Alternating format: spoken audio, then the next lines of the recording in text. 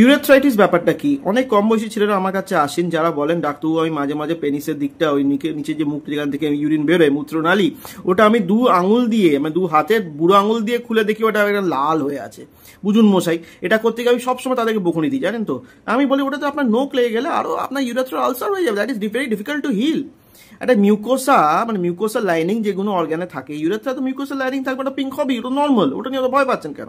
হ্যাঁ, কিন্তু ইউরেথ্রাতে ইনফেকশন হতে পারে, ইউরেথ্রাতে ইনফ্লামেশন হতে পারে, এবং সেটা কিন্তু পুরোপুরি ইউটিআই না। ইউটিআই বলতে আমরা basically bladder infection, kidney infection বোঝাই। এটা হচ্ছে ইউরেথ্রা মূত্র নালীর ইনফেকশন বা inflammation. Most common cause obviously এটা সেক্সুয়ালি ট্রান্সমিট ইনফেকশন হয়, যাতে ক্ল্যামাইডিয়া, ট্রিপোনিমা বা এখন ইশেরিয়া গনোরিয়া অতটা কমন নয়, মানে যেটাতে আমরা ভিডিআইএল টেস্ট করি। সুতরাং টেস্ট করাটা উচিত যদি আপনার সেক্সুয়াল অ্যাক্টিভিটি হিস্ট্রি হয়ে থাকে, এবং খালি আপনার টেস্টিং আপনার ট্রিটমেন্ট নয়, আপনার পার্টনারের টেস্টিং, স্ক্রিনিং অ্যান্ড তার ট্রিটমেন্ট করা উচিত, কারণ ইনফেকশনটা বারবার রিপিট হতে থাকবে।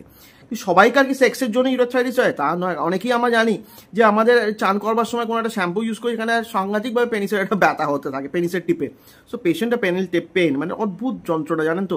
যারা ভোগেন তারা আমার বলেন ডাক্তারবাবু সেই যন্ত্রণাটা অদ্ভুত যন্ত্রণা, মনটা সবসময় ওখানে পড়ে থাকে।